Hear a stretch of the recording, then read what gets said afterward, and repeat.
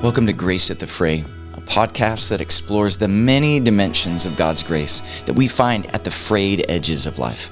Come explore how God's grace works to renew your life and send you on mission in His kingdom.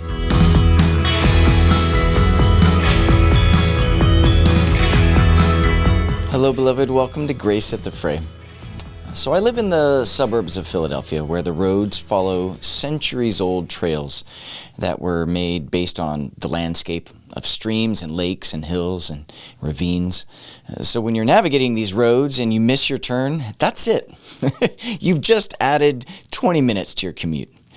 There really is only one good way to get to the movie theater or the grocery store or whatever. And don't get me started about road closures.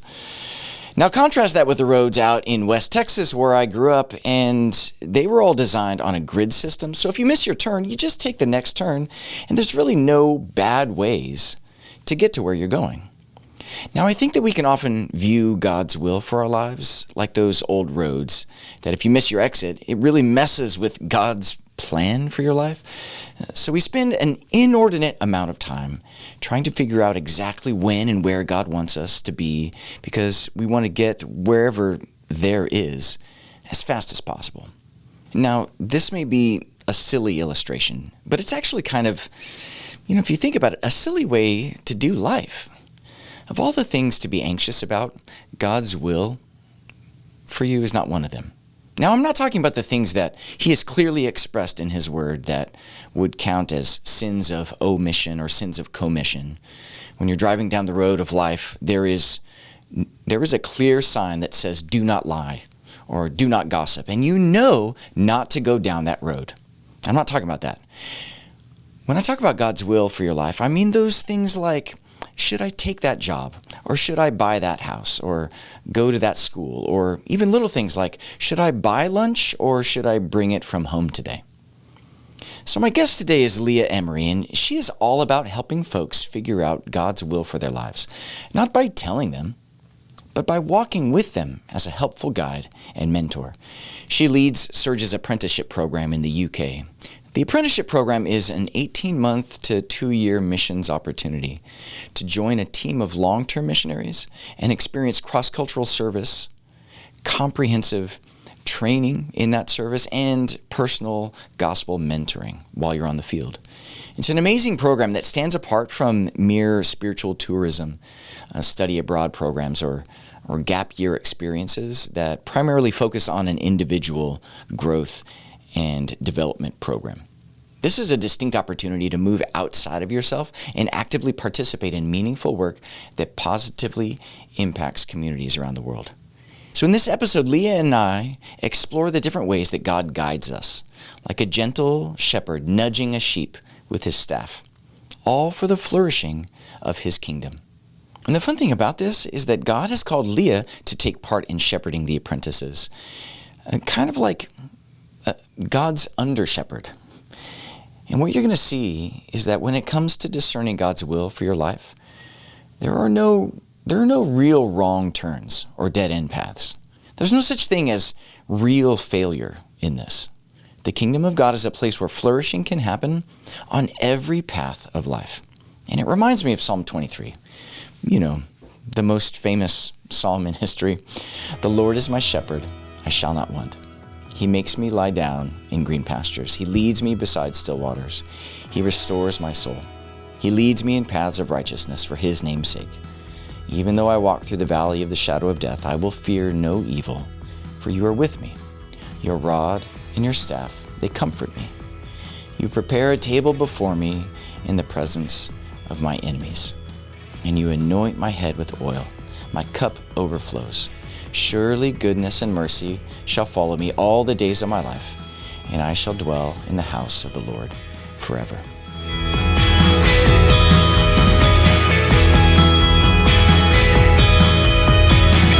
So Leah Emory, welcome to Grace at the Fray. Yeah, thanks for letting me come and participate. Absolutely. Thanks for being on home assignment, so that this isn't a Zoom conversation, which those are fine. It's just way better when it's 3 dimensions. Yes. In real life is always nice. So Where in London are you? So I live in an area called West Kensington. I often have a hard time claiming it because I've only lived there for about a year and a half now. And for the first about 9 years of my time in London, I lived in Ealing, which is a little further west, and doesn't come with an address that sounds quite as posh as West Kensington. Oh, okay. Is West Kensington posh? Well, where I live is not posh, but the area of Kensington itself that's kind of the area people think of. That's where Kensington Palace is, where I think Will and Kate still live there. I don't know. Gotcha. And there's like some other sort of nicer areas, but it's pretty true to form with London that you will have almost anywhere you go in London, you can have some really nice places just alongside like council housing or just areas that definitely are not posh. So yeah, mine is similar to that, but I live where I live so that I can be accessible for apprentices who are in different parts of the city to come and gather for classes at my flat. And then also so I can live within walking distance of my church. So I go to New City and Shepherd's Bush, which is one of our church plants, and I'm about a 30-minute walk from there, which is great. I love the apprentices always tease me a little bit about how much I like walking. So I always walk everywhere. Add that to the list of things that you like. Yes, exactly. So Well, I need the list of things you don't like. That's probably... it's small olives. You don't like olives? Yeah, it's one of the weird things that I don't like. And I always regret not liking them because so many people love them. So I always say I don't like them, but if they're like in something or on something, I can deal All with olives? it. Yeah, I haven't found one Really? that I don't like, that I like yet. That I like. Also, because I do like so many things, it feels like when I find There has something to be something. I don't love, that I should just really like lean into Embrace that. that. Yeah. Like, hey, no, there's no chance for olives. You Yeah. know what? You're the thing I hate. Yeah. Like, I'm sorry, olives. out. So many people love you. You got plenty of love. Yeah. You can You don't need me. handle it. Yeah. You don't need me in your court. So My wife and I lived in Spain, so Yeah. we love olives. yeah. Spanish olives. I love so many other things in Spain. Fresh squeezed orange juice. Right? Man, so good. So yeah. But I was in London last year visiting workers, and nice. everybody is amazing. Yeah, we have a good field. It's really cool. Mm-hmm. But I am bummed that I didn't get to hang out with you and the apprentices. But here you are. Yeah. So yeah, I'm looking forward to hearing more about the apprenticeship. So you've been in London for a decade now. Mm-hmm. Yeah, just hit that anniversary in August. So I was technically here in the States, but I still count it as It counts. as 10 years because my plan is to go back. This is a temporary place I'm in right now for home assignment. So Right. Yeah. So, yeah. And you head up the apprenticeship in the UK. Mm-hmm. Tell me about the apprenticeship, and maybe start back farther and like how you came to head up the apprenticeship in the UK. yeah, so I started way back in 2007, I think, as an apprentice in Ireland. And I loved Ireland. I had actually wanted to go back for another year because my apprenticeship was just about 9 months or a year when I was there.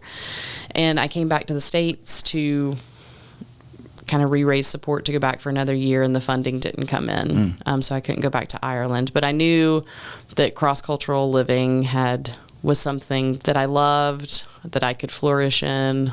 And while I was in Ireland as an apprentice, part of the apprenticeship is we always do these things that we call prayer and vision trips. So we go somewhere, typically where Serge has a team, and typically a team that needs help, and just go pray, see and hear about what God's doing in that field. And then, sometimes apprentices feel called to that place, but every time apprentices always come back with a bigger view of who God is and of what his kingdom looks like and can look like and what kingdom building can look like. And so when I was an apprentice, we visited London, and I fell in love with what our church plants were doing. I think at that time there were only 2 church plants there, and one of them was baby brand new. And I had never seen church contextualize the way they were doing it. I had seen like hymns be translated into another language, but I had never seen like new music being written that was in the style of the people that they were living with and reaching out to. The way they were open to really consider and question so many things about how, like, the structure of how we do church. So not the message of the gospel, but like the trappings of what it looks like to go into a church building, where you sit, how you sit, what the decorations look like. They were considering sort of what can we do with a space and with a structure of church that says this is for you, and that God is dignified and imaged in your culture. And I just loved that. Like, that was so exciting to me and just so new and different. And so I knew when I couldn't get back to Ireland that, and even when I was going back to Ireland, I kind of knew that my ultimate trajectory, I wanted to be London. And so I went back to the States. I needed to kind of sort of hunker down in one place and develop relationships so I could have a good sending church. So I did that for a couple of years, and then after about 2 years back in the States in Charleston, South Carolina, I started the journey of pursuing London. And at that time, the apprenticeship had to move from Ireland to London. Like direction for the apprenticeship? So Joel and Cindy Hilton were in Ireland leading the apprenticeship when I was there, and while I was gone, because of visa issues, they had to leave Ireland. And so they moved to London. So actually the entire apprenticeship kind of moved to there. Now, since then, there is an apprenticeship in Ireland again. But yeah, so when I was coming to London, I at first thought that I would be working at one of these church plants. But then when I came and visited, I just remember Joel sitting me down and being like, would you consider working with us, with apprentices? And just, as he said it, just thinking like, yeah, that sounds pretty perfect. So yeah, in 2013, August of 2013, I landed in London. I was on staff for, staff member for many years, 8 years, 7 years. I did mentoring. I helped run the summer internship for most of those years. In that time, leadership transitioned from Cindy Hilton to Stephen Jones. And then actually, about a year or so after Stephen came, I started considering going somewhere else to help run or start an apprenticeship on another field. So I visited Nairobi, I visited Cluj, I talked to Ireland, and at the end of the day, I mean, I always remember and share about this conversation I had with Cindy Hilton where I was just like, I don't know what to do. Like, they all seem like great options. They all seem exciting to me. The people are all fantastic. Like, I see the need for an apprenticeship there. I was like, but I just feel like my heart is still in London. So I was like, on paper, it looks like I should go. But like, my heart is here. Yeah, but my gut is saying, no, you need to stay. Like, I want to stay. And I've always struggled with like kind of this like logic is king sort of mentality. And I've actually said to Joel one time with mentoring, he was like, trust your gut. And I was like, Joel, I don't have a gut. If you said trust my brain, that would be helpful for or me. like trust the logic of this or trust your reason. Like, the worst thing to me would be for someone to be like, that's unreasonable.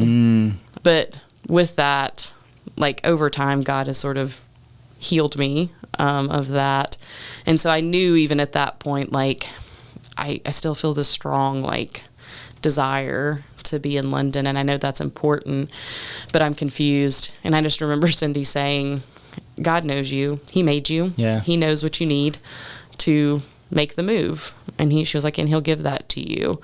And I remember, I don't know if she said this to me or if I just thought, I knew their story about how they didn't necessarily want to leave Ireland. But I remember the update they sent out. I think they called it the Divine Crowbar, that they got crowbarred out of Ireland. And even though that was obviously like such a hard, like, sad thing that they grieved, it was like strangely comforting to me because I realized, I can stay here. And if I haven't made the quote unquote right choice, God will God will get me out. Yeah, yeah. Like he'll do it. And so, so at that time I was like, I think I just need to stay in London. And so I did. And then 2 years later, maybe, we made the transition where Stephen was kind of ready to move on to something else. And I was ready to step up as leader. That's really cool that their experience gave you a freedom to not get it right. Yeah. Yeah. You're like, what is God's will? I got to get it right. Yeah. Actually, that's not a burden that you necessarily need. Mm-hmm. It's definitely not a burden that like troubles Jesus. Yeah. Yeah. Oh, I hope she chooses to stay because that's my will for her. Yep. Because if she doesn't, and also thinking like that God's guidance will look like punishment in some way or like a reprimand, as opposed to, the shepherd's staff, just kind of a gentle little tap that just says like, no, like, and I think a lot about like Jesus is the good shepherd and what does the shepherd do? And sometimes I realized I was thinking about Jesus as like shepherd staff as being like a whack. Oh, yeah. Like get in line. But when you think about a shepherd, the tap is just to say, they're sheep. They're not going to walk in exactly the direct line the shepherd wants them to go in all the time, and the shepherd doesn't expect them to. Yeah. So the tap is just to be like, just remember over here, and it's gentle and kind, and so I think that's something too that I really wanted our apprentices to see, because so many people who are coming into the apprenticeship, like one of the big things that the apprenticeship is about and for is for people to suss out, like, is this what God's calling me to long term? Like, is he calling me to international ministry? Well, so tell me what the apprenticeship is, because that's one of the purposes. Yeah. Unpack it for me. Yeah. So one of the kind of goals of the apprenticeship is to give people a real life experience of what it looks like to work as an international worker, to cross into a new culture, to do full-time ministry. And all of those things are often new for people. Crossing into a new culture is usually pretty new. Mm-hmm. For most of our apprentices, they usually come in 1 to 2 years out of university, or around that age. So a lot of times part of the newness is having to just be an adult in the world and be responsible for things they haven't been responsible for before. Having a potentially a more full-time job for the first time. And then also full-time ministry is just it's a whole nother ball game, right, to other things. So they're able to experience all of that and see at the end, like, do I think that God's calling me to this? Which is great, because then for our teams, they know if an apprentice is coming to them after 2 years of an apprenticeship, they know that they're coming in with a bit more of an understanding of what the realities on the field look like. So our hope is that long term, for people who do feel called to it, that it leads to more sustainability long term for people on the field. And then also for and I'm speaking somewhat for the apprenticeship as a whole, but obviously, like, most of mine is like my specific experience in London. Yeah. They're helping our church plants. We have, at different times, our churches may put a pause on the apprenticeship for a season for a variety of reasons. But if they're open to an apprenticeship, it's because they need the help. And so our apprentices are very practically just being the hands and feet of Jesus in their communities with their church. So there's that practical help. And then what we provide, so like what I and my team provide, is a little more support, a little more coming alongside. So we have some curriculum, some training classes that we do with them about once a week. And then we also do one-on-one mentoring with them. So they all go through sonship. And then once we finish sonship, we continue a mentoring relationship with them. And it's either myself or someone else on the apprentice team, or it's someone else on our London field who's an experienced full-time worker. So they're getting that mentoring for someone who has been where they are and is a little bit further down the road. So they can listen with sympathy and also can give a bigger picture, can give some words of wisdom, can I always say a big thing that we're doing is just saying, you're not the only one. Yeah. It's a new experience for these folks. And so when you're experiencing something for the first time, how do you know that you're not the only one? Yeah. Unless someone says, this isn't the first time that emotion in that context has happened. So, hey, you're not alone. Yeah. Yeah. And we're experienced enough to also know, like, if something is happening that we're like, this is a little different, to be able to, to flag that too, and to help people sort of navigate that. Lately, I've been thinking about it as we're not necessarily there to make things easier for apprentices, but we're there to be with them when it's hard. Yeah. And I think that's a pretty important distinction, because it is hard. And it's easy to believe that if I have enough support, if I have a counselor and a really good pastor and a really good friend and a mentor and my member care associate and, whatever else your list entails, if I have the support structure, there shouldn't be too much discomfort.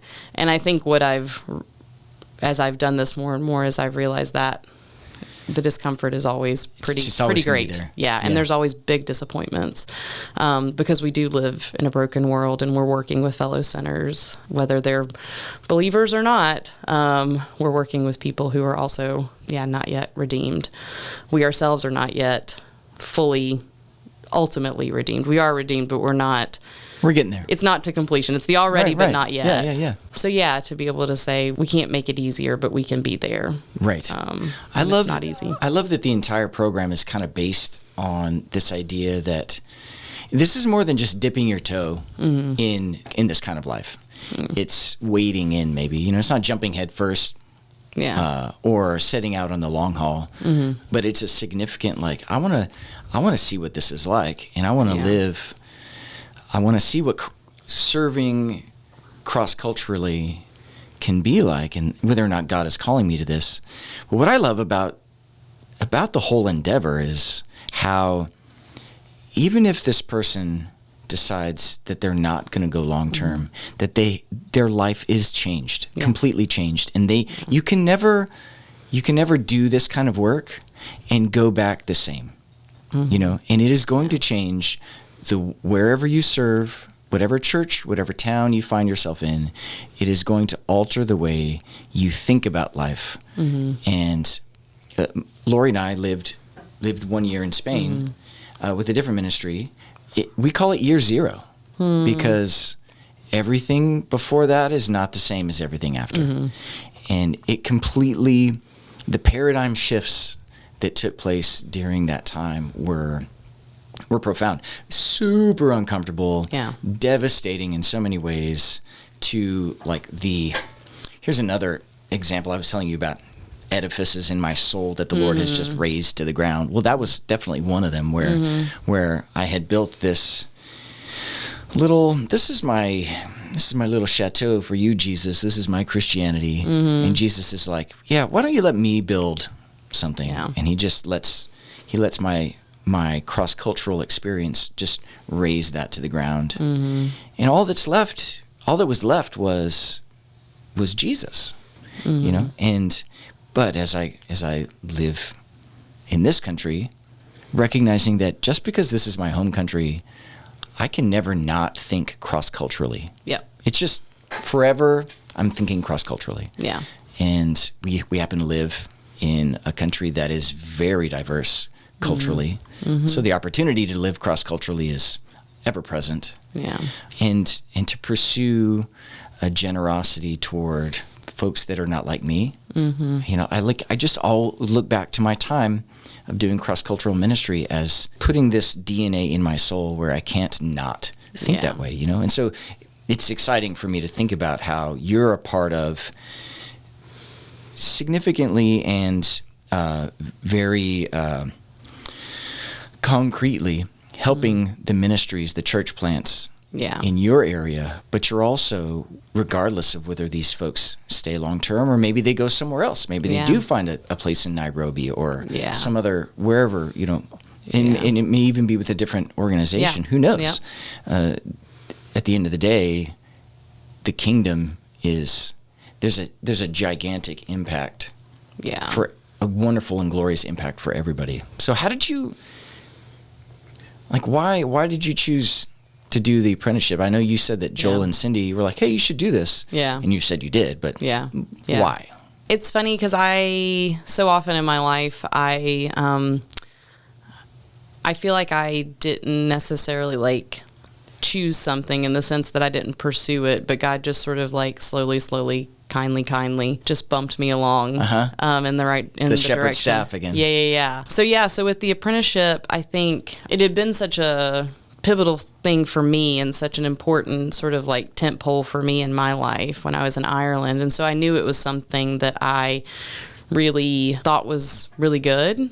So backing up, I was a summer camp counselor for many summers, and then I was a program director for a year. And so oddly, there are like some similarities between the two. So I saw some ways that I enjoyed certain things and was gifted in certain ways that felt like they fit with the apprenticeship. And then, like I said, my own personal experience and like witnessing the experience of others where it had been so impactful, I just saw how it could be really deeply purposeful and important work. And then also just feeling like I really feel like God has given me a love that's just grown and grown for the city of London and for the people we work with. And so I think those two things combined, on days when it's hard to live in London,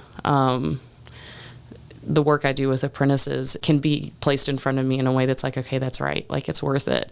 And on days when it's hard to work with apprentices and to do the apprenticeship, I have this city and these people that God's like, remember how much you love this place and these people. And so I think kind of those two things, it feels like it's both combined. It's the apprenticeship, but it's also the place and the people and my life in London. Yeah, because the apprenticeship could have taken you, heading up the apprenticeships could have taken you anywhere that we have apprenticeships. Yeah. But Jesus, maybe it wasn't a crowbar taking you out of like it was for Joel and Cindy. It was like he just nailed you down. Like, no, we're staying here. Yeah. There's probably something excruciating about the crowbar analogy. There might be something a little bit excruciating about the hammer nailing you in. Yeah. I mean, there are definitely times that it would be easier for me to not love what God's called me to or not love the city so much. I mean, I have family in the States, so that's always hard. I was at a kind of a debrief thing a few weeks ago, and I was saying how I thought going in, I mean, true to my nature, like over time you develop strategies for things and so they become easier, which is often true. But I thought that applied to saying goodbye to family. And I thought eventually, like, it'll still be hard, but it won't be as hard. But what I've discovered is, like, it just gets harder because it gets more exhausting. It's happening again, and the feelings are the same again. And so that's hard. I mean, and that's the other thing that we talk about with apprentices, and I experience myself all the time, is that there's a cost to what we're called to, and we all have a cost to what we're called to, and the only thing that makes it worth it is Jesus. Yeah. And if we're looking to anything else to make it worth it, we will most surely be disappointed.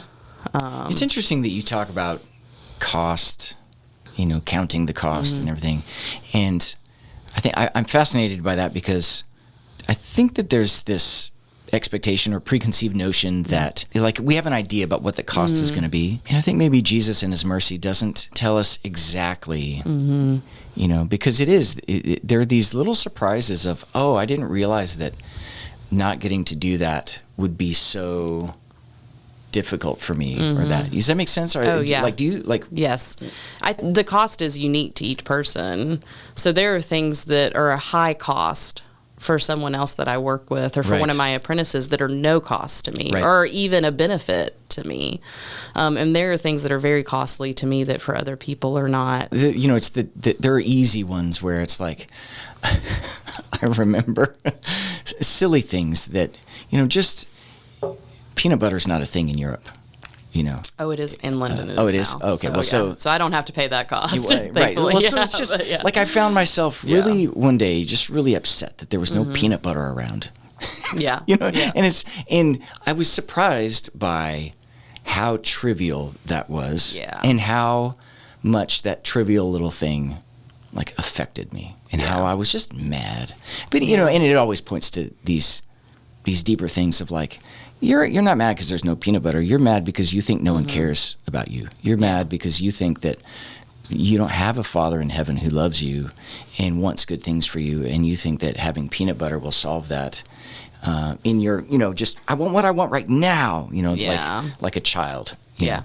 And except I was a 20-something-year-old who was being surprised by how petty I could be in my wanting what I want right now. Yeah. You know, and that actually isn't a thing that's gone away.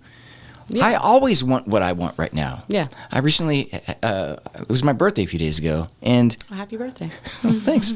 Well, so I go, the long-standing, it's not funny anymore, joke in my family is Lori's like, what do you want for your birthday? And I'm like, whatever I want, whenever I want it. You know, great. You know, and so the pettiness of wanting, I want my peanut butter. Yeah. And when I can't have it, is the same, is fueled deep down by this longing to get whatever I want, and the inability to trust Jesus to take care of me. Yeah, and that he's going to give us something, that he's still going to give us good things, even if those aren't the things that we think we want, like in that moment. And that he doesn't begrudge us that those wants. He doesn't yell at me for he's not like, how dare you want peanut butter? He's like, don't you know how petty that is? He's like, of course you want peanut butter. Like, I can't give it to you right now, but like, you're not going to have peanut butter. Yeah. But you have a community of people around you who, since they aren't fixated on the petty need for peanut butter, they can say, hey, you want to go do something else? And I go, fine, I guess. And then suddenly I find in community that I'm being wrapped up into something better. Yeah. Yeah, I mean, I think some of the things I think of are, like, I have some friends in London who don't love the city as much as I do, and also don't love the work it requires to, like, plan to get on a train, to plan a route, to look up a place to go to go walk 30 minutes to church. Yeah, to go, or even like on a weekend to be like, what should we do this weekend? And for a lot of people, and I mean, I have these moments too, but like it can feel exhausting to be like, well, if I do anything, I got to figure out what I want to do. There's a billion things to do, which sounds wonderful, but it's a lot of things. So what do I choose? What do I want to do? And then from there, it's like, okay, I've got to figure out how to get there.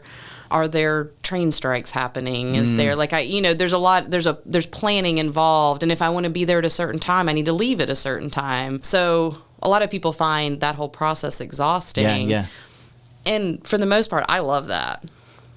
To me, the planning in some ways is almost as fun as the thing itself. Oh. Like planning for the thing. And so that's a way that this is a high cost for them, but it's like a net gain most of the time for me. And together, you make something beautiful. Yeah. Yeah. And then for me, an example, which this isn't someone who's on the field with me, but I hate anything that I consider to be tedious. I say, like, if it's fiddly. That's the word I use. I hate anything that's like fiddly. And one of those things is taxes. I hate having, and I mean, not that anyone loves doing their taxes, but like it feels like death to me. Mm-hmm.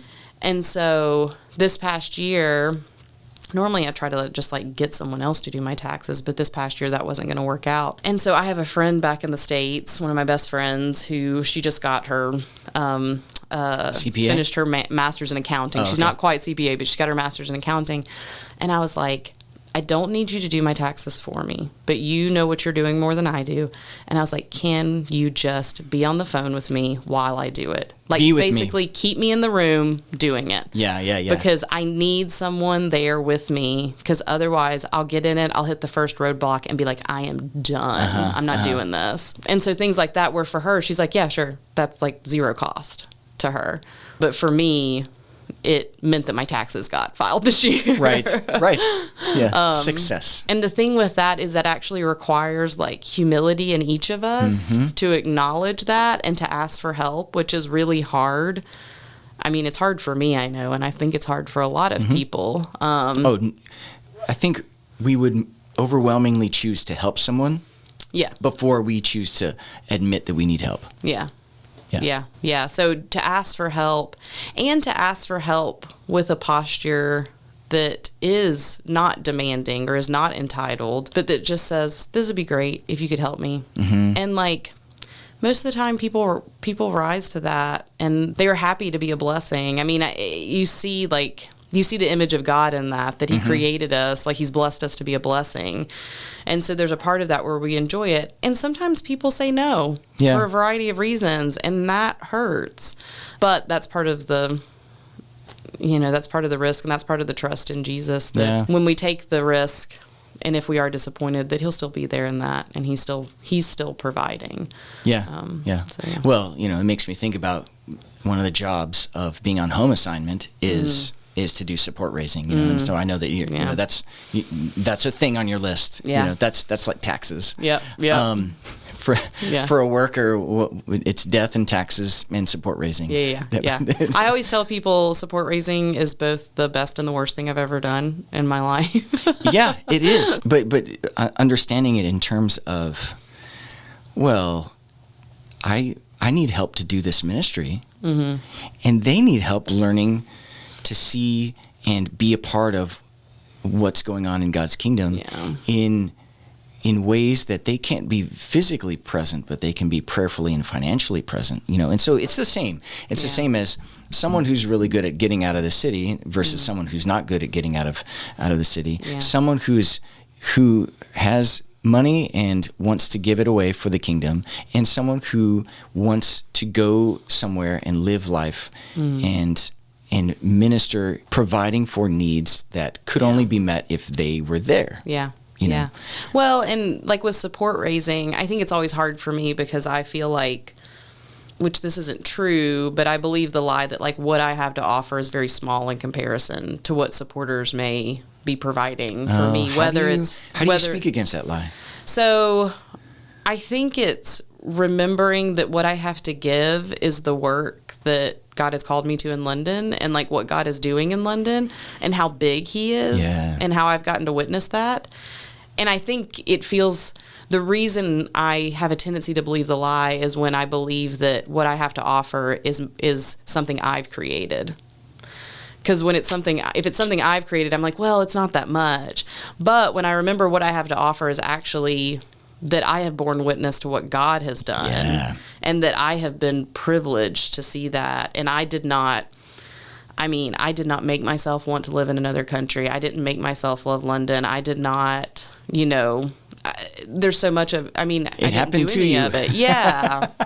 And so to think like that is what I have been blessed with, and what I have to offer is to be like, our God is big and his kingdom is broad and wide. And there's so many things that we worry about and that we get kind of really upset about that are small in comparison to how big our God is. And I know that because I've seen it and I've experienced it. I've been forced to face it.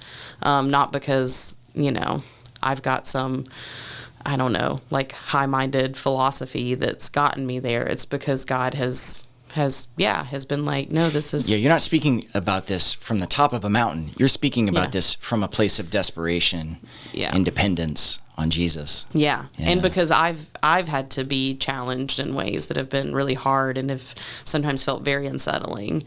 And then, what they are offering to me is they have been blessed. A lot of people have just been blessed with being in a place, with being at a church that has a real solid structure and stability that can offer me some stability in chaos in some way. And so just thinking like we've both been blessed, and it's not because of anything we've done. And then how can those blessings just sort of be compounded when we share them with one another?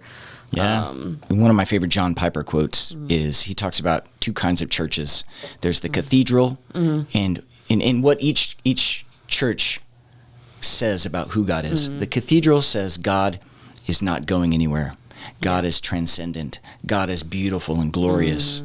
God is awe-inspiring, spectacular, right? And then there's the little church plant that pulls up their little their little van and drags the speakers out and sets up every Sunday. You know, folks get there at the crack of dawn and are moving and shaking, getting into. This is a church that can get into places that the cathedral can't get into. Yeah. Can reach people that can only be reached in this way. You know. Yeah. And so when I was in London, on the Sunday that I was there, I was my trip was tight because I did a wedding, and then from the wedding I went straight to the airport, and when I flew back from London, I went basically straight to another wedding. Oh wow! So I was there for one Sunday, wow. But that Sunday we were in West London, and we visited one of the churches, and we sang this beautiful song, and I don't know what language, but the English translation was down below, and I was like, the English translation was Christ, the richness of Christ exalting, and I think it was a Christmas song because it was Christmas time. Yeah. I don't remember, but it was just this Christological depth as I'm reading the translation. Yeah. And trying to sing in that language. So fun. Yeah. And this little church that's just plugging away, doing its thing. And then from there we went to the center of town. We went to Trinity. I think it's Trinity. Trinity West? I don't know. There's Trinity West. There's also All Souls. There's All Souls. It was All Souls. Yeah, All Souls is like the kind of the big Anglican. Yeah. So we went to All Souls. Actually, now I don't remember. My friend Andrew, who went with me, who's from London, he's going to be like, dude, come on. You couldn't remember that? The name? I'm sorry, Andrew. Anyway, that represented for me this transcendent, and we went to their Christmas presentation. Oh yeah, and they have a wonderful choir. It was glorious. Yeah. And so I went from this little church that's a moving and shaking church, getting into the nooks and crannies of London, to this church with lots of gravity, and was able to pull together lots of resources to do a lot of really wonderful good in London because they were able to pull together lots of resources. Yep. And Jesus is moving in both of these ways and everything in between. Yeah. You know, and so it's the same with, you know, you're the mover and shaker, and the churches that you visit while you're on home assignment are these places that go, hey, we've pulled together our resources so that we can together bless you and participate in what God is doing, both because God is transcendent and because God is immanent. He's in every nook and cranny, nook and cranny of His kingdom. And just the support that they provide. I mean, obviously through prayer and just in so many ways that is, I mean, to me, the financial part, the money part is obviously important. I mean, we need food. We need money to buy food. But it feels like the real tangible symbol of all this other vast array of things that people are doing to support. Right. It often feels like the end-all be-all because it's the tangible part, or the part that feels more tangible.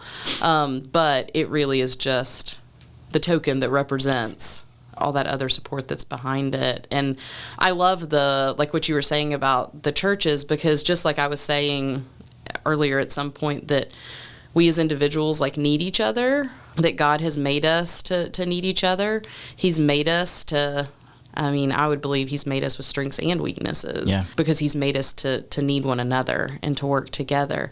And that's true. It's really easy, especially in the West, because we are a bit more individualistic, to think about it in terms of individuals, but then to think, but no, that is true of, we are not called to live as individuals. We're called to live in community, and He does that with communities as well. And one thing that I just feel, I guess, really passionately about, like as I've worked with apprentices lately, is I think we're in a season, understandably, where churches and religious institutions have failed. I mean, that's happened like throughout history, but I think we're in a season right now where we're sort of seeing more of that. We're seeing it happen all over. We're seeing more of that come to light. And it's not that it hasn't been happening. It just feels like it's coming to light more, which actually is it's sad to see, but it's a good thing that's coming to light. And so in the same way that we want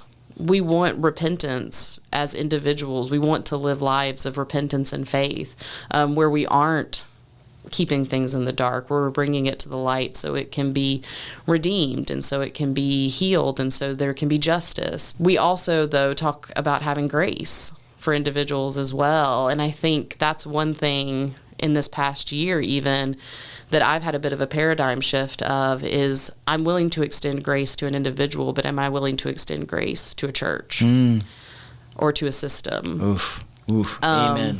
And that feels harder. And extending grace doesn't mean there's no justice, because grace is something you're giving to someone that they don't deserve. Well, exactly.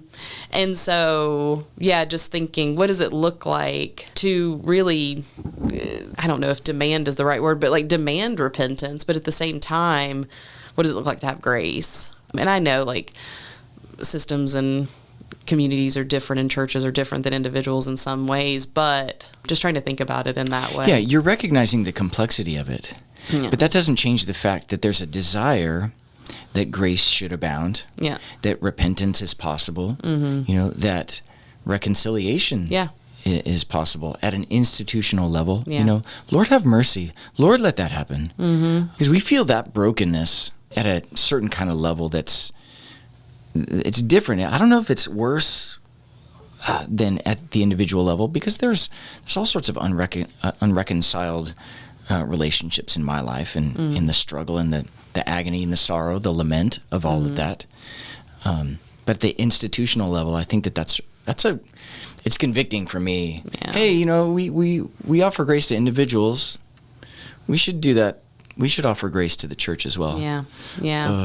Especially a church that's just hurt you, and it's happening. And like you said, not to diminish the fact that that hurt is real, and that justice needs to be brought, in expecting Jesus who is the just judge, to do that in his time. Okay, the agony of waiting, but that doesn't change the fact that there's an invitation to show love, show grace, at least at a postural level. Yeah. And there are obviously different circumstances that mean that will look different. But I guess my hope is that our apprentices would leave the field with a greater sense of the nuance that there are a lot of different ways to be legalistic. There's a lot of different ways that we can be Pharisees. And there's a way that we can do it that paints the failings of churches and institutions with the same brush and putting them in the same category as some others when maybe they're not quite in the same category. And so I think what might keep us from that is allowing space for real repentance and for grace, and just for patience. I think too, like having patience, and it's hard to have patience. I mean, how long, oh Lord? But I'm tired of waiting for that. Yeah.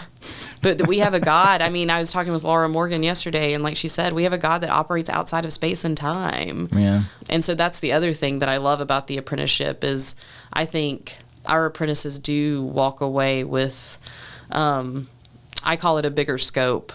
So it's a bigger scope in so many ways, a bigger scope of who God is, of how he can move and work in this world, of how we can be a part of that, of how big his kingdom is, of all the different ways it can look, of all the different ways we can get glimpses of God's kingdom, and a bigger scope of all the different ways that God can bring flourishing to them wherever they are, because it's easy to think in so many ways, I need this set of criteria in order to flourish. And what I hope for our apprentices is that a lot of those criteria get kind of blown out of the water. Yeah. Not because they aren't important, but because they're limiting. Right. We weren't meant to live that way. Yeah. There's a better way of living life. Yeah. And you have to say something like that with faith, because when your ability to see isn't quite there yet, it's something audacious to say, like, hey, your world is too small. Those expectations are revealing that your world is too small. Hey, come be an apprentice and we're going to blow your world, so that the scope of what the kingdom looks like for you from now on, forever, Yeah. is just a little bit bigger, Yeah. and ever getting bigger and bigger. Yeah. And a successful apprenticeship is if someone decides to stay with Serge in London. A successful apprenticeship is if someone decides to work with Serge somewhere else. It's successful if they decide to work with another company. It's successful if they decide to do full-time ministry in the States. And it's successful if they decide that God's calling them to kingdom building by working as a financial planner or working at Starbucks or wherever God's calling them to, going back to school. And so all of those are a successful apprenticeship, because ultimately what we just want is for people to be not just following God's call, but just being with God wherever they are. I mean, I think about the elder brother and the parable of the two lost sons, where he's like, I slaved for you and you never gave me this. And the father's response is, but you were with me the whole time. Yeah. And so, wherever apprentices are, I just want them to know, like, it's not about, I mean, going back to the beginning, it's not about making the right or the wrong decision so many times. It's just about being with God. Yes. In it, wherever we are. And so hopefully, like, that's what we're modeling in that coming alongside of apprentices is, again, we're not here to make it easier. We're just here to be with you in it. And that's what God is offering us as well, is to be with us in the most perfect way. You're using your words to describe something that is hard to describe. It's something that you just have to experience. Yeah. But as you're describing it, I'm like, oh yeah, there's no way you can do, well, there's no way that this can fail, even if it quote unquote fails, you know? And you are inviting people on a journey relatively early in life of investigation. It's almost like they're on this freeway and you're kind of like, hey, pull over right here, pull over, try this. You may think of it as a scenic route. You may think of it as like a new road. Who knows what the Lord is going to turn this into, but you should come check this out. Yeah. And just over and over again, I'm hearing that the way that the Lord brings a newfound wisdom, a newfound understanding of how a person fits into the kingdom, and a newfound love for a people, a newfound love for the place they left, a newfound appreciation for the diversity of the way that God works, and how he does church differently over here, because the gospel, people hear the gospel, the same gospel that it never changes. They hear it really well, like this. Yeah. And now you can translate that. Yeah. And it's really good for me to hear it in their way, because it shows me the ways that I have married my own. It's not, I mean, we always say it's not our culture come, it's your kingdom come. And so being with someone who's very different from me sheds a light on ways that I have married the gospel with something that is not the gospel, that is just my cultural preference, which isn't bad, but it's not a must have. Yeah. He who did not consider his cultural preference a thing to be lorded over, but humbled himself, even to death by going to serve in some other country, and give up their life and all their expectations, you know, following Jesus into his death, so that they can experience his resurrection. You know, God became one of us. And I think it's a Tim Keller quote from his book, Walking with God Through Pain and Suffering. Suffering taught Jesus what it was to be human, and suffering is where we learn how to be like Jesus. We haven't experienced what it is to be like Christ through our suffering. He experienced what it was to be like us through his suffering. And I see how that plays out even in my own life, and I know this happens with apprentices. I mean, I think about having to get a visa in a different country. When I am back in the States, I'm like, I know how hard it is to get a visa in another country. And I am privileged and blessed to speak the same language, to have people who are knowledgeable, who are helping me, who are not charging me money to help me. I have the resources to pay what I need to pay to get that visa. I am fairly likely to get that visa because I work for an organization that the government looks kindly on. So even with all of that privilege, it's still really hard, and it's still exhausting to always. I mean, I don't have to do that anymore, thank the Lord, but it was exhausting to live thinking, well, I have to remember when I need to get the visa. And like, will we get it this time? And I just think all the people, I mean, I never had to do that because I was an American citizen. Right. And to experience that reality in another country, and then to know all the ways that they have roadblocks, that other people have roadblocks that I don't, it just, someone could tell me about that and it would give me a certain amount of sympathy, but living it, getting that tiny taste of it, it's another level of how I pray for them, how I relate. Yeah.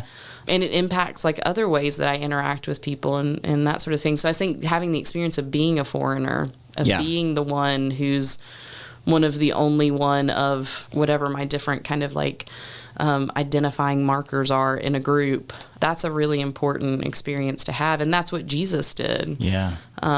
He came and he experienced that. That and being God is what made him able to be the sacrifice for us. Yeah. That's so good. Yeah. Well, I think it's amazing the work that you're doing, and I loved during prayer meeting today how everyone's just like, she's such a great leader, and so it's fun that I get to like reiterate that. So I'm really thankful for the way that you are trying to set these folks up in such a way where whatever the Lord wants to do in their lives, you can give them that shepherd's nudge, as Jesus is like, hey, Leah, nudge them, and he uses you to nudge these folks. So I'm really glad to hear your story, and I'm thankful for the apprenticeships in general. Just realizing how much that kind of thing has impacted my own life and how impactful it is for folks.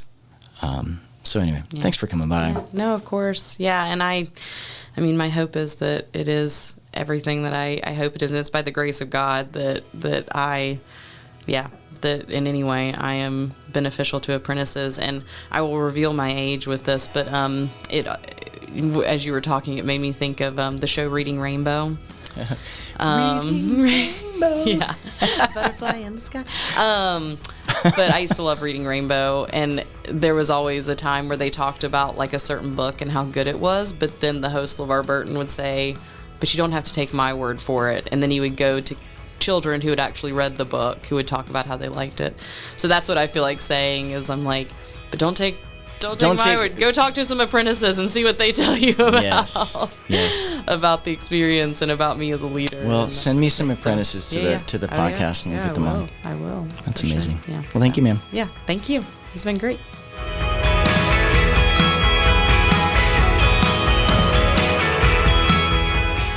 And surely goodness and mercy will follow me all the days of my life, and I will dwell in the house of the Lord forever. Why is Psalm 23 the most popular psalm in history? I think it's because it's all about God being with us at every step of our journey and the sweetness of fellowship with Him. So as God shepherds you, what are the paths that God might be asking you to investigate? Where do you feel the nudge? Maybe it really is to be an apprentice or consider long-term mission work. Or maybe you feel God's nudge to send a missionary. So support them financially and pray for them. Maybe it's the nudge to host a missionary when they come back to the States to visit, or to encourage your church to be involved with cross-cultural service, or to listen to a story from a missionary or about a missionary. In that case, go to the episode where I interview Hunter Dockery, and you're going to get some really amazing stories. Or share this episode with someone who's wrestling with God's call on their life. And you can be a part of getting this episode out to people who you don't even know by leaving a rating on your podcast platform or by giving a thumbs up on YouTube. It's really, it may seem silly, but it's that simple. But you should definitely go to surge.org and explore the apprenticeship program. And when you do, you'll see this video, and I want to show it to you right now. The apprenticeship is a 1 to 2 year opportunity to fully be a part of God's work on a team overseas, to receive mentoring and training, and to do it in a place where you open up your life to see, is this what God is calling me to? If you're considering being part of the apprenticeship, it will only benefit you. There's no downhill. You have a mentor that you meet with either once a week or once every other week. You have a team that you're accountable to, and these people love you and want you there, and they're with you on the journey, and so they look into your life and they ask you the questions that you've never been asked before. Without Serge in my life, without the friendships I've made, without the relationships that have been built through this community of Serge, I don't know where I would be.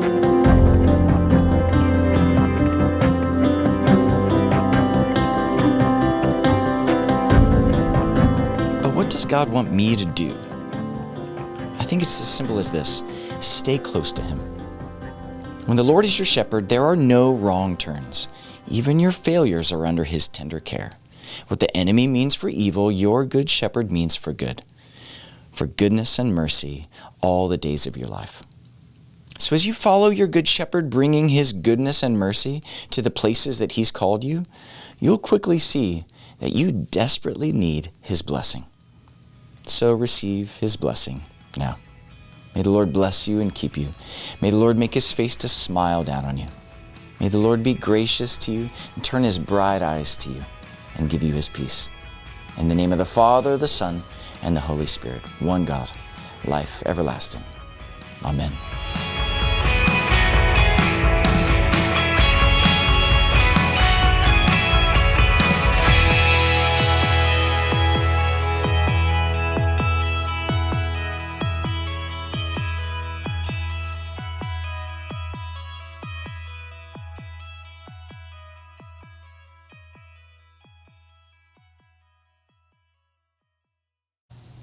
It's that easy. That's great. I love it. When you were talking about the peanut butter thing, it made me think. So I used to be a nanny before I came to, like in between Ireland and London. I worked as a nanny for 3 little boys, and the oldest one was he was just a very smart and like verbally advanced child. And so he was like, I don't know, maybe 3 at the time, or 4 possibly. When I started working with them, he was just turned 2, and he was speaking in like full sentences at that time, which I didn't realize, I don't think at that point, like how unusual that was. But anyway, my brother and sister-in-law happened to be visiting, and so they had come while I was nannying, and I had taken the boys to the park. So they just joined us at the park. And so, you know, I'm kind of with my brother and sister-in-law chatting, watching the boys, and the oldest one, his name's Brecken. He was, there was a kid there that had a toy that he, like, was real into. And the kid was, like, kind of sharing it with other people. And so Brecken would do this thing where you would say, like, you need to wait. And if he might share it with you, but you need to wait. But the way he waited is he would stand, like, right over top of them. Right. Like Not touching you. Yeah. Like, I'm waiting, but it was like, this is, like, intimidating. He's also, like, Right. a tall kid. Anyway, so I was like, Brecken, like, buddy, like, you got to wait, but you're going to have to wait. That's not how we wait. You're going to have to wait further back. And, like, he just could not. It's like he just was not capable of waiting further away. So finally I had to be like, we're going to have to go to the other side of the playground. Like, we just can't be here. And so, like, I was like, come on, we're going to go to the other side. And he just did not want to go. And he kept, like, trying to get back close to the boys. So I was just sort of, like, holding him. And he was like, and he just said, I just want to go where I want to go and do what I want to do. And my brother said, don't we all, brother? Don't we all? Yep. So we say that all the time in our family. We're like, Out of the mouths of babes. We just want to go where we want to go and do what we want to do. I learned the hard way, or it just the long way. I learned the long way. That, and it wasn't until having kids that when they would start to do those kinds of things, especially my youngest, she was just brutally honest. Like, yeah, I did it. Yeah. It was me. Yeah. I'm sorry. Yeah. You know, just sin boldly, repent boldly, that kind of thing. Yeah. And recognizing that I would be like, oh, well, I've got my adult way of managing it, so it's not that big a deal. Yeah. You know, but to come to the place of childlike faith where I'm like, you know what, Jesus, I just want to do what I want to do. Yeah. And go and whatever, what I want. I want to do what I want to do and go where I want to go. Yeah. And And Jesus is like, finally some honesty. Thank you. And I'm like, well, what do you think about that? And he goes, I love you. Yeah. You know, and he, like you're just wrapping your arms around this kid. Yeah. It's the same thing. Yeah, I love you. Yeah. I know like, those things. You're not going to get to go do it, but I love you. And I'm again, like, I'm with you. I'm with you in it. And I have to pick the noun in my 7 cards that I think you would like the best. And then you all put them down, and then the person whose turn it is gets to rank which one they like the best to the least. So like if it was your turn, I would pick, like, there would be, a few other people, and we would each pick which thing we thought you would like the best, and then you would get to look at all of them and rank which one you actually like the best to which one you like the least. And then whoever gets and then you get points based on where you are in that ranking. So Stephen Jones used to always say that he loved playing that game with me because he's like, Leah, you like so many things. Because I would always look at it and I'd be like, oh, I love this and I love this. But I love reading. I love podcasts. I love TV. I'm not a person who's like, I don't own a TV. I'm not really into TV. I'm very into TV. I like movies. I like going to movies in the theater by myself. I like hiking and being outdoors a lot. So I do lots of walking in the countryside in the UK. I love going new places and traveling, swimming. Yeah, I like all sorts of stuff. That's too many things. You like too many things. It's a lot of things. Yeah, there's not like 1 or 2 things that I really just sink into. I do a lot of different Your interests stuff. are wide-ranging. Yeah, I'm sort of a classic Enneagram 7 in that way. Are you? Yeah. Yeah, I'm a 4. Oh, yeah. So I know what I learned 4s. recently about 4s and 7s is that they both have their own style of living in a fantasy world. Yes. 7, daydreaming, imagination is very big. Yeah. Well, yeah. 4s, except it's interesting how it's different. Yeah. Ours is like daydreaming all the ways that life could be like wonderful. Right. And Which go 4s is all the perfectly. ways that life is miserable and horrible. It's Yeah. like Tigger and Eeyore right now. Yeah. That's what we got. Welcome to Grace at the Fray. It's Tigger and Eeyore. Leah is bouncy. What is it? Fun. Yes. The wonderful thing about Leah's is that she is the only one. It's true. I'm pretty certain of that. So. Do you find the Enneagram helpful? Oh, I find it very helpful. I do always couch it with, like, when I talk to people about it, I'm always very careful about, when I'm talking about the Enneagram, I feel like I always start with an apology, because so many people are not into the Enneagram. And so I always say, I'm into this, you don't need to be into this. Right. If you don't find it helpful, we don't have to talk about it. Right. But I found it very helpful for being curious about other people. Mm-hmm. It gives me really good questions to ask, especially because I do a lot of mentoring. So it gives me sort of a direction to go with questions. And then, if I ask a question, like I know someone's a 4 and I ask them a question and they're like, no, I don't resonate with that at all. Then it's like, okay, great. Like, that's good to know. So I try not to be, it's not a formula, or it's not something to put on someone. It's just Yeah, well, that's what it's dynamic enough to where you're not pigeonholing people, even though, what is it? Enneagram 8s, hate to be pigeonholed as 8s. Yeah, there's a few I've found Enneagram numbers that really don't like. 3s tend to not love their number. 7s, true to form, are just like, this is great. It's new information. Sweet. Yeah. No, I hate being a 4. So yeah, but that's a typical 4. Well, and I found 4s because it does, like, it feels like it takes away uniqueness maybe. Uh-huh. But I found it really helpful for me to kind of give some categories and names to things that I've experienced for a lot of my life. And so, So like one of the big things with a 7 is that hope is easily accessible, which is great, but it's helped me to really see that a lot of times when I get discouraged, it's because I'm really good at creating my own hope, but then that hope always at some point fails. That's really good. And so realizing when I get, like as a 7, when I get low, it's usually because I've been leaning way too hard into my own hope, and I need to really, be able to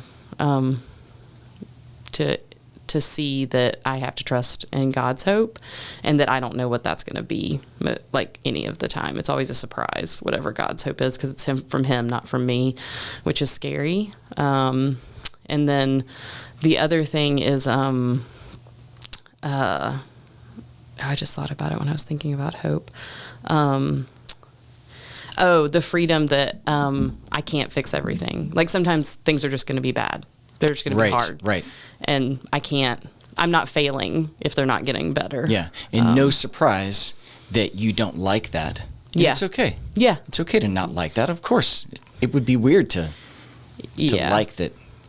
Yeah. That the world is broken, So like coming into this, to this time of home assignment, one of the freeing things for me was being able to be like, it's just going to be hard. There's no strategy I can implement or anything I can do to make it not hard. It is in its nature hard.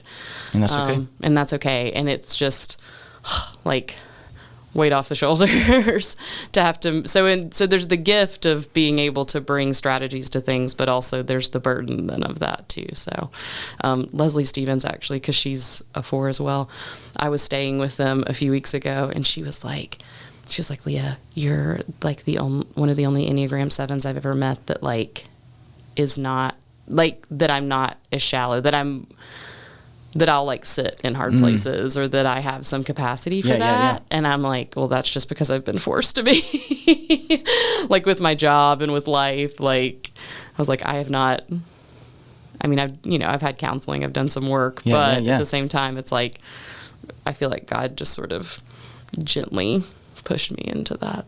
Which is really good, because, we are not our number. Yeah. It's just how we've learned to navigate the world. Mm-hmm. But to be able to dip our toe in all the other numbers,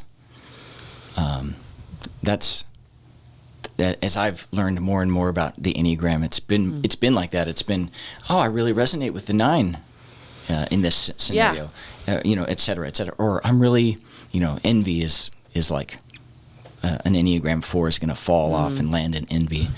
And recognizing, oh man, I'm really envious of that person and the way that they navigate the world, and there it is, and so to see those things and not have an immediate judgment on them, but to not be perplexed about them either, and just there it is, Jesus, what do you say? Yeah. Well, and I went to a training, on an Enneagram training, and they talked about like if you're making a decision, you sort of look, like they had a exercise you did where you looked to like the 2 numbers on either side of you, and the numbers that are sort of the ones you're like kind of tied to. And you just think, what do I think this type how would they approach this decision? Not because you need to do it their way, but just because it takes you out of, if you're in sort of ruts of thinking, it just gives you a little more scope to see different options. And one of the things I love, so I have a few friends who are 6s, and like it's been so helpful for me to realize sometimes I can get down on myself and I get really worried, like, oh, I'm a 7, so I'm really shallow, or I'm selfish, or I just don't think enough about things, or I try to do too much. But then like a good friend of mine who's a 6, I've just grown to appreciate, like, she asks good questions. And not that I never need to ask questions, but God made us to need each other. And so I can trust that He's always going to provide a 6 to ask those really good questions. And then I really appreciate and need them. Yeah. Instead of thinking, okay, I need to learn how to ask questions like they do. It's like, no, I'm not made to ask questions like they do. I'm made to do something else.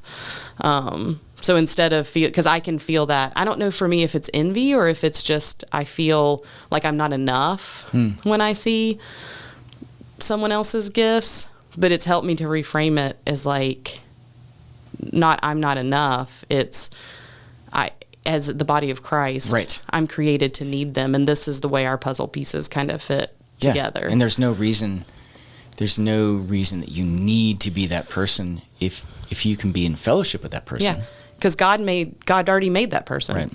So I don't need to be them because he already did it. So Right.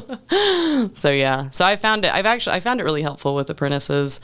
Like I said, just as a way to kind of be more curious about them and hopefully ask them questions that, that are in line with what the Holy Spirit's doing in their lives and hearts, to challenge and to comfort and that sort of thing. So yeah. All right. So we've been rolling.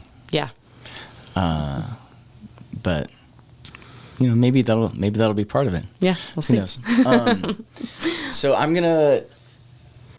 Here's what I want to do, and then I'll pray, and then we'll jump in. Okay.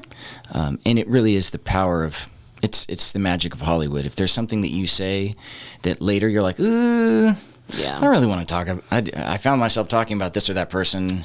I don't really want to. Or I told that story. I don't really want that out there. You can just let me know at the end. But the power of editing enables us to just kind of like shoot the breeze. Is that what people say? The breeze? Yeah, that sounds right. The breeze. Yeah. I think that's what it is. Yeah, that's the saying. Shoot the breeze. Yes, not the other one. Yeah. Yes. I mean, we could say the other one, but maybe not put and it I'll out just there edit in it public. out. Yeah. Knowing me, if it's me, I'll be like, I don't think I actually said that, and then it would end up in the transcript somewhere. And, sorry. And all the people are like, Anna Matson will be like, You can't say that. I don't think I did. You did. You definitely did. You totally did. Yeah. Oh man. Yeah, and it's always like, let's see what we can do to build a case for the beauty of Jesus, and how your life is telling that story. Yeah. Let's just see what that looks like. Okay. And it is. I'm going to ask. I just want to know and want people to know more about the apprenticeship stuff and all that. So, I could pick anything. It's so funny. You're like, I like everything. Yeah. And you are an Enneagram 7. I'm like so many things. I think that's everything that just a little bit of your story, but then I looked up where, what was it, Brevard? Brevard, yeah. Brevard. Yeah, Brevard, North Carolina. I looked it up. I know where it is now. Yeah, Western North Carolina, little mountain town. Right. Oh, it's in the mountains? I was wondering. Yeah, yep, Blue Ridge Mountains. Ooh, yeah, that's cool. It's become very popular, much to my, I grew up in a Southern Baptist church, and so I still have strong connections there because a lot of those people kind of helped raise me. Yeah. But much to their chagrin, we have become bikes and beer are like the things now in Brevard. So bikes and beer, kayaks. Yeah, all sorts of like outdoor. We have DuPont State Forest that's new-ish because there used to be a plant up there, a DuPont plant. So most of the people I grew up with, their dads worked at the plant. But then the plant, so we had two. We had DuPont and then we had Acusta, and they both shut down. So whenever my kind of home church people are bemoaning bikes and beer, I'm always like, well, what would Brevard be without that now? So yeah. So anyway, but yeah, that's funny. It's a pretty place, nice place to grow up. In the Blue Ridge Mountains. That's cool. Yeah, I was joking earlier. I was like, I feel like of all things, this is like, yeah. I'm like, if I could find someone that could do like the help with like the direction and maybe like questions and stuff. I'm like just sitting and talking as my job, like just chatting with someone. I'm like, that sounds amazing. Right? It is my favorite part about the whole thing. Is like sitting down with someone and like, hey, what do you want to talk about? I don't know. What do you want to talk about? Yeah. I don't know. Whatever you want to talk about. And how it always ends up being something really fun and actually amazing. So, but it's all the pre-production and post-production stuff, and the team. We all work together to put this thing out, and that's where it's like, oh man, this is super stressful. But